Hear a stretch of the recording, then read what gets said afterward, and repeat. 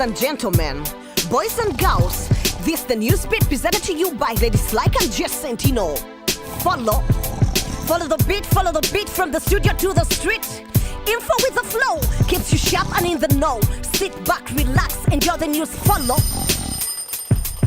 Wake up, you should be on the news desk. Hey, back off, I still need my rest. Wow, I think I just met the laziest rapper. Don't blame me, it's because I'm from Uganda. Did you know we are ranked laziest in East Africa? According to a survey by Dr. Nora Njuba. We don't offer much value as workers. This is due in part to Ugandan social culture factors and perceptions about themselves and their leaders. The survey says Ugandans lack a sense of urgency. The labor market has many inconsistencies. Employers want higher efficiency, they want higher productivity. Staff might be highly qualified, but they don't perform despite capacity building to improve our form. 20 years later, Ugandans still don't conform to the international standards of work culture. This could mean trouble for Uganda's future. The World Economic Forum and the OPM agree Uganda has the lowest labor productivity. This might be a discouraging fact, but Uganda, wake up, it's time to act. The Institute of Culture and Work Ethics will lead the way by organizing the first Work Culture and Culture Day. It's just the first step to saving Uganda's labor force. After that, it's up to the citizens to get back on course. Ugandans have the ability to make a comeback.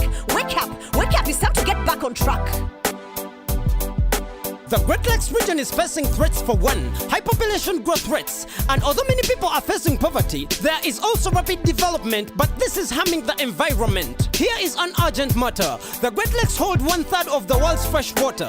If Africa does not gear up conservation, the lives of 50 million people are endangered by environmental degradation. Looks like we need some powerful forces to save our precious sources indeed. At the African Great Lakes Conference last week, delegates from 11 countries like Burundi, Malawi, and DRC convened in Entebbe to address this hazard and luckily found a way forward. A fund of $500,000 was launched by the Nature Conservancy and MacArthur Foundation to support the Great Lakes conservation. That's 1.8 billion shillings to fund projects that are protecting the great natural pools from deteriorating. Targeted in Uganda are Lake Albert, Edward, and Victoria. But in order to succeed, we need to collaborate and share cross-border data, says Dr. Medad Modesta. From the Nature Conservancy Commissioner for Environment, Paul Mafabi, says water is a source of life, wealth, and security. That's why we need science and good policies to safeguard the Great Lakes' big opportunities. The fund also has support from President Yoweri Museveni. That's right, y'all. If our Great Lakes are given some protection, they might in the future benefit the African population.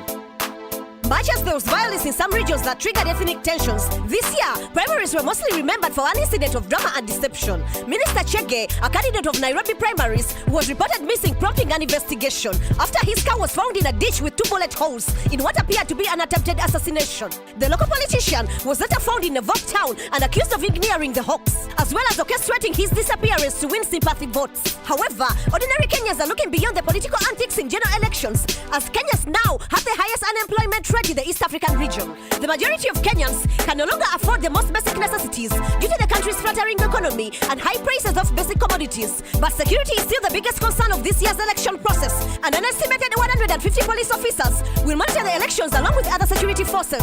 92 special magistrates have also been appointed to hear the election disputes and other electoral cases, and a squad of 105 officers has been put together to deal with the hate speech and other electoral offenses. This will help in preventing the recurrence of violence, which has become a characteristic of Kenya's elections since 1992, when multi-party politics was reintroduced in the Swahili nation.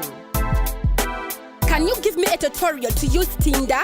It's easy. Just swipe right if you see someone to consider. Swipe left if you think you can do better. Wait, why do you want to join Tinder? There is the world's most eligible bachelor to consider. Sudan is a 43-year-old. I would like to get to know. He's the world's last male northern white rhino. Sudan lives in the central highlands of Kenya at a rhino sanctuary in Laikipia. They partnered with Tinder to raise $9 million to fund a white rhino breeding campaign. All Pajeta Conservancy is trying to help Sudan, who lives with 2 female rhinos, Fatu and Najin. The 2 are not able to naturally breed. They are now too old to nurture Sudan's seed, and Sudan's sperm levels are critically low, so they need in vitro fertilization for a fetus to grow. Sudan, Fatu and Najin left the Czech Republic and came to Kenya to enjoy a better climate, a better habitat for a new rhino population, an environment for better breeding conditions. Uganda has joined the campaign on Tinder. If you get a chance, how will you answer? Swipe right to keep rhinos from extinction. Swipe right to reintroduce a viable population. Swipe right to get rhinos back into the wild. Swipe right for their value to be realized. I'm MC Yala, reporting for NewzBeat. That was the news on the beat. Next week will be another hit. Still ladies like a Jay Sentino, reporting live and direct with love and respect. Follow the beat, follow the beat, follow the beat, follow the beat. Yes, follow the beat. Follow the beat, follow the beat, follow the beat, follow the beat. Yes, follow the beat.